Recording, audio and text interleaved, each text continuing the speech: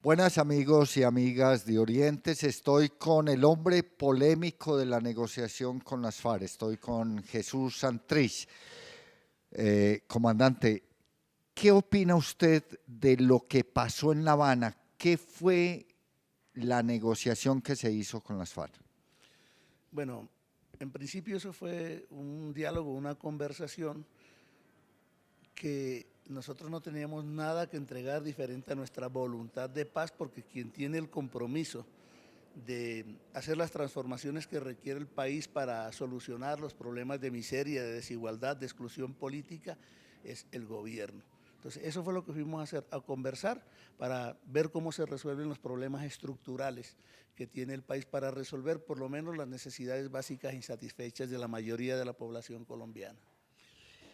¿Y cuáles son esas necesidades básicas insatisfechas que tiene la población Bueno, colombiana? son 50 años acumulados de deuda social que tiene el Estado. Ahí usted meta educación, salud, vivienda, vialidad, conectividad, lo que está en los 14 paquetes de inversión que, por poner un caso, está en los PEDET, en los programas de desarrollo con enfoque territorial, pero también había que resolver asuntos relacionados directamente con las víctimas. Había que resolver toda esa victimización que fundamentalmente ha hecho el Estado en esta larga guerra, en esta larga confrontación. A usted lo han puesto como la persona que le pone piedritas al zapato. ¿Por qué? Calumnias de la oposición. Yo siempre digo la verdad, siempre trato de que si vamos a trazar una ruta sea de manera asertiva, no irnos por la rama, sino directamente decirle a la gente cuáles son las posibilidades que tiene en este proceso que se ha abierto, que de la retórica se pase a la práctica. ¿Y qué piensa usted de esa oposición que hoy tiene polarizado este país? Bueno, polarizado el país, hay una parte de la clase política colombiana, pero en su conjunto el bloque de poder dominante pienso que le hace falta voluntad de paz, incluyendo al gobierno. Todavía todo se ha quedado en la palabrería. Lo que tenemos como acuerdo son promesas, y si eso no tiene concreciones prácticas, pues obviamente son promesas vanas. Un país donde el 70% de la población vive por debajo de los niveles básicos de la pobreza absoluta, ¿cree que puede encontrar la paz a través de una negociación? Si lo que está pactado se cumple, yo creo que se puede dar un gran salto hacia adelante, se puede generar una amplia plataforma desde la cual se puede comenzar a construir la paz, porque como dije hace un momento, las necesidades básicas insatisfechas y la deuda social por parte de un Estado cuyo bloque de poder dominante es absolutamente mezquino son enormes. Entonces esto no se va a resolver de un día para otro, por lo menos deben pasar unos 10 o 20 años para comenzar a resolver esa enorme brecha, por ejemplo, que hay entre la ciudad y el campo, no queriendo decir que en la ciudad las cosas estén bien. De hecho, el gobierno trazó una línea roja y no quiso tocar uno solo de los problemas urbanos que tiene el país, entre ellos lo de la miseria misma que hay en las ciudades que concentran alrededor del 70% de la población y naturalmente la mayor parte de los problemas y las contradicciones sociales que existen. Entonces pienso que si se cumple el acuerdo, si se da el cumplimiento de aquel principio de pacta sunt servanda, que los pactos son para cumplirlos, creo que se puede dar un gran salto hacia adelante, pero yo dudo mucho de que eso vaya a darse. ¿Quiere decir eso que ese 10% de la población que ha acumulado en este país, fruto de la guerra, fruto de muchas cosas, la gran riqueza, debe soltar parte de su riqueza para que este país adquiera cierto equilibrio? Ese es el deber ser, pero estamos muy remotos de que eso pueda ocurrir. Si usted analiza solamente el acuerdo sobre reforma rural integral, usted se da cuenta que nunca aparece el concepto redistribución de la tierra, que es una necesidad, sino distribución, porque se niegan de manera absoluta a tomar una sola hectárea de las que ya están en manos del latifundio. Aquí en Colombia nos damos el lujo, o se dan el lujo quienes tienen el poder en sus manos de colocar alrededor de 40 millones de hectáreas de tierra en manos del latifundismo ganadero. Eso es más de un tercio del país. Eso es una barbaridad. Yo he insistido mucho en que mientras en Colombia el índice Gini de la propiedad en el campo esté en el orden del 0.89, ese es el reino absoluto de la desigualdad. Eso no sirve ni para que se desarrolle el capitalismo. Entonces esos son asuntos que tienen que cambiar. Usted me está hablando de 40 millones de hectáreas, el acuerdo habla de 3 millones de hectáreas y sin embargo tienen miedo. Sí, un fondo de tierras de 3 millones de hectáreas cuando al campesinado en este último cuarto de siglo le han arrebatado más de 8 millones de hectáreas. Y sin embargo, pues se dice que tocar el latifundio es despertar los monstruos del paramilitarismo, como si no estuvieran despiertos. Y en eso tiene la mano metida el latifundismo ganadero con, de una u otra forma, sea por opción o sea por omisión, el respaldo de la institucionalidad. Porque no es posible que en territorios como Tumaco, tan militarizados, o Buenaventura, el paramilitarismo haga de las suyas. En este momento la zona veredal de Tumaco está sitiada por el paramilitarismo y ahí hay, bueno, centenares y centenares de efectivos militares. Entonces, ¿qué ocurre ahí? ¿Qué pasa? Si no hay algún tipo de compromiso de la institucionalidad con ese fenómeno, pues sencillamente ese fenómeno no existiera.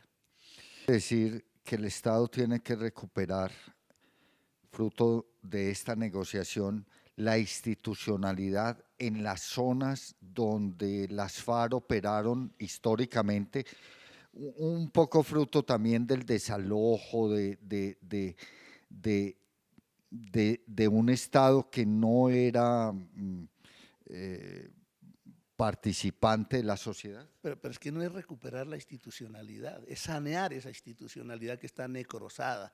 El paramilitarismo hace parte históricamente de esa institucionalidad necrosada. Entonces, eso es lo que hay que resolver. Aquí el gobierno, durante las conversaciones, no se comprometieron a desarrollar la no repetición. Ellos no se comprometieron a hacer depuración de la fuerza pública, no hay un compromiso claro de abandonar la doctrina de la seguridad nacional. Es decir, que en esa materia hay una falencia enorme en los acuerdos de paz y nosotros tuvimos que continuar así porque la alternativa era romper. Entonces nosotros aspiramos a que no en una mesa de conversaciones, sino con la cohesión del movimiento popular se logre limpiar, sanear, como dije hace un momento, esa institucionalidad que está necrosada. Recuerde que nosotros nos opusimos a que fuera la rama judicial la que tratara el epílogo de estas conversaciones. Nosotros cuestionamos el jus puniendi, ese derecho que tiene el Estado de juzgar y sancionar, porque el Estado ha sido genitor de esta guerra,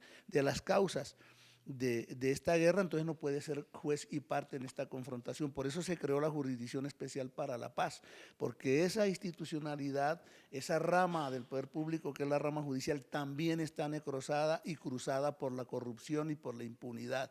Entonces resulta que ahora la JEP está en manos de la Corte Constitucional. Esa corte hace un instante estaba caracterizada por un personaje que era Pretel, un corrupto de primera categoría. Esas son las cortes que tenemos, entonces nadie se puede sorprender de que uno diga que de pronto las acciones de las manos de esas cortes angelicales son acciones escatológicas. Comandante, un segundito, me voy a ir al primer corte de comerciales y cuando regresemos vamos a hablar del cáncer que tiene este Estado. Ya regresamos. Continuamos, amigos y amigas de Oriéntese, con un hombre polémico, un hombre que le ha puesto la piedra en el zapato cuando habla a las negociaciones y a la implementación de la paz. Estamos hablando de las negociaciones y estamos hablando de un Estado, él lo dice, colapsado, un Estado que tiene un cáncer. ¿Cuál es el cáncer, comandante, que tiene este Estado? El principal cáncer que tiene este Estado es la corrupción.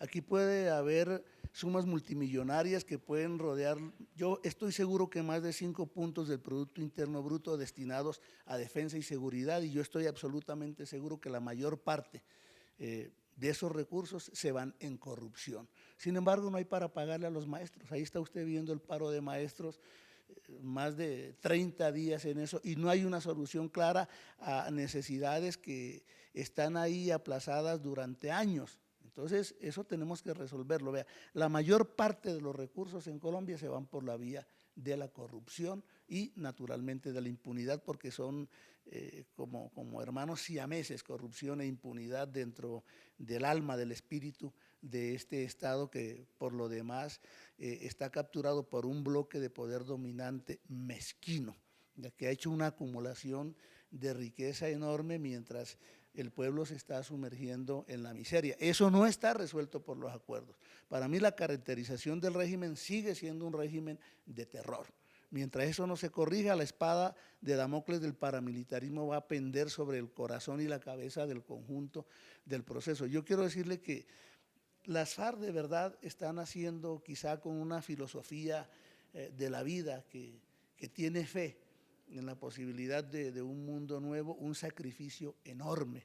Me parece que están arriesgando un capital político muy grande con un Estado que le ha mentido históricamente al pueblo. Todos los compromisos que se ha hecho, no el gobierno Santos, sino todos los gobiernos que representan a este Estado que estamos caracterizando como terroristas, han incumplido los compromisos que han hecho con el movimiento social. ¿Qué es lo que nos da garantía de que este compromiso sí se pueda cumplir si ni siquiera los campamentos de las zonas veredales y los puntos veredales transitorios de normalización se terminaron de construir y ya el diadema 180 llegó y pasamos por encima de él sin que se hayan resuelto los aspectos básicos para el proceso de reincorporación? Aquí todavía no se ha titulado, aquí todavía no se ha distribuido, aquí todavía no se ha restituido ni una sola hectárea por cuenta de los acuerdos de paz de La Habana.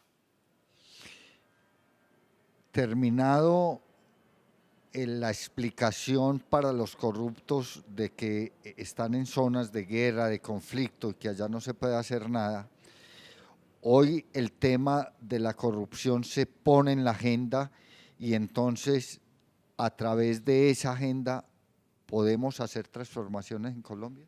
Bueno, aquí la excusa de que no se hacían inversiones y no se hacía desarrollo social por la presencia de la guerra, yo creo que queda eliminada, porque en gran parte del territorio nacional hacía presencia las FARC, que era con quien el Estado confrontaba.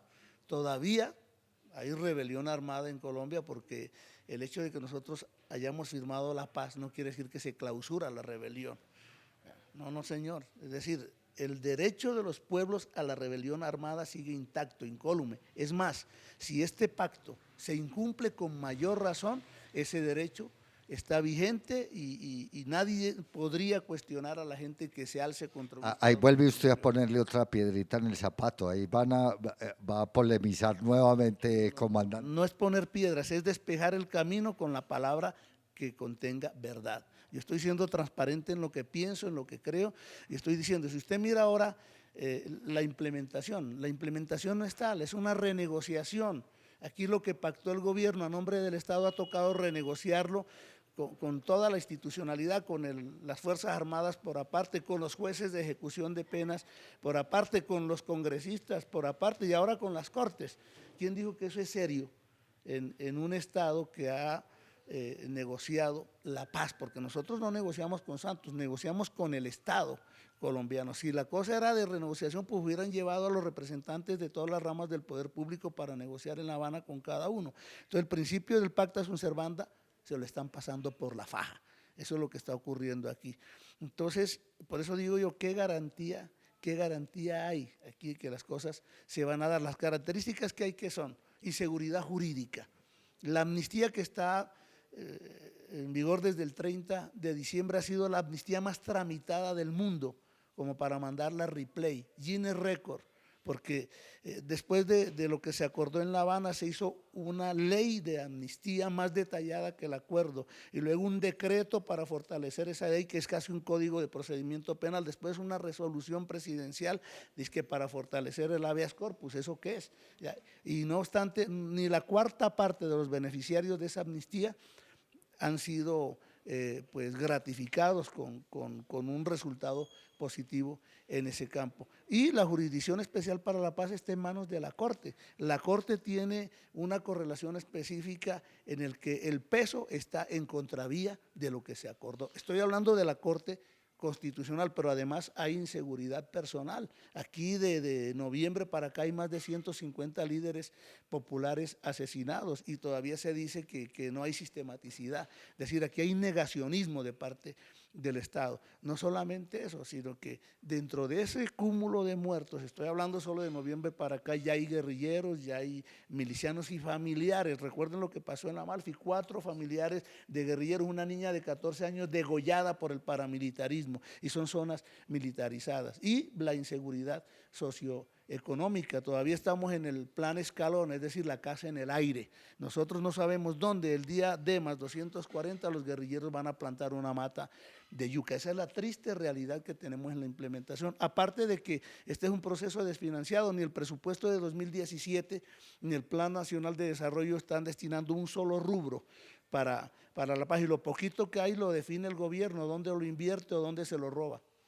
Comandante, me voy a ir al segundo corte de comerciales y cuando regresemos vamos a tratar de concluir este programa.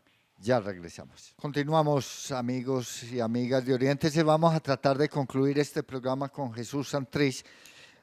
Como ven, un hombre que no tiene gárgaras para decir lo que piensa de la negociación, de la implementación. Y comandante, yo he estado en varios de las zonas, por ejemplo Santa Lucía, 180+1 todavía no está, los guerrilleros siguen durmiendo ahí en sus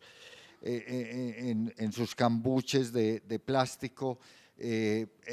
Acompañé a Pedro Aracutao en el Frente 34 para tomarse, todavía sin terminar la zona, y en Anorí, por ejemplo, siguen estando a un lado de la carretera las obras que están haciendo y al otro lado los guerrilleros. ¿Cómo hacer para que este país, para que la opinión pública de este país crea en los acuerdos? Oiga, usted me dice polémico y que yo coloco piedras en el camino. Yo recuerdo un personaje que se llama Simón Bolívar que decía que la verdad es la mejor forma de persuadir. Y yo creo que nosotros debemos dejar de estar poniendo acciones en escena. Estamos siendo muy teatrales en lo que ocurre. Yo creo que hay que hablar con la realidad. Esto no va bien, por eso se hizo la reunión del 29 de mayo y hay un acta donde nuevamente se vuelve a hacer compromisos y que en estos 20 días el gobierno supuestamente iba a cumplir con su parte. 20 días no son suficientes, estemos claros. Yo estoy absolutamente seguro que el día 20 de este mes no va a ser posible hacer la dejación total de las armas. Las armas es lo único que tenemos nosotros para negociar, que es la palabra que usted ha utilizado. Después de que nosotros depositemos el último fusil en los containers de la ONU, nos dan una patada en el derrier. Eso es lo que va a ocurrir, es lo que está ocurriendo con los educadores ahora. Es decir, ¿dónde están las soluciones? Para creer hay que dejarnos solo de decretos y leyes y actos legislativos, de eso estamos cansados. La Constitución del 91 habla de un estatuto de la oposición que 26 años después todavía no existe. Entonces aquí podemos hacer todas las normas del mundo y eso está bien, la implementación normativa, somos un país santanderista y leguleyo, pero la población objeto de estos acuerdos quiere ver cosas tangibles. ¿Dónde está la vialidad? ¿Dónde está la conectividad? ¿Dónde están los centros de salud, las escuelas para el campesino, para la gente pobre? ¿Dónde están las soluciones de vivienda, la tierra? Entonces aquí debe haber un cambio de mentalidad, de actitud de parte del bloque de poder dominante, de los ricos de este país. Aquí hay que redistribuir el ingreso, aquí hay riqueza suficiente para que no haya pobreza ni miseria. Entonces yo no quiero ser el capitán del pesimismo. Yo soy optimista, yo no tengo convencimiento racional, sino fe, si se quiere. Y estoy dispuesto a entregar la vida, como todos mis compañeros, para que esto salga adelante. Pero no hay razones fácticas, concretas, materiales que te indiquen que esto va a salir bien. La única forma de que el país crea en este proceso es que se vean acciones concretas, prácticas, soluciones para la gente. ¿Dónde está la tierra para los campesinos? ¿Dónde está la restitución de lo que le fue arrebatado por los grandes proyectos macroeconómicos que hay aquí? Aquí el país está entregado a las transnacionales.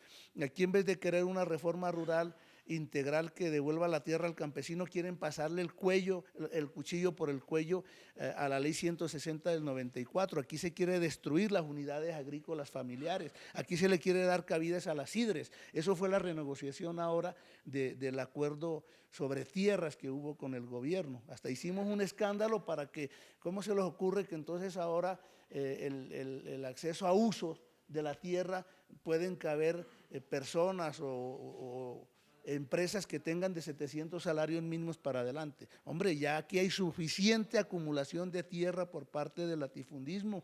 No podemos seguir pensando en que hay que seguir extranjerizando la tierra. Venga. Eso hay que acabarlo. Venga, comandante, no soy yo el que digo que usted le pone piedras en el zapato a este proceso. Son los enemigos de la paz. ¿Qué piensa de eso? Pues los enemigos de la paz pueden ser los que no están en el gobierno, pero dentro del gobierno y dentro de la institucionalidad también hay enemigos de la paz. Yo sé que hay gente que quiere, el presidente puede tener voluntad, se le puede reconocer por lo menos que en palabra ha dicho que va a cumplir hasta con la última coma y el último punto. Bueno, uno debe partir de un criterio de que esto se va a dar, pero como esto no depende solo de un presidente, sino del poder permanente en este país, y a quien yo no le veo voluntad política, ese poder permanente, a quienes tienen el poder económico. Que son los empresarios. ¿Dónde está el compromiso del empresariado?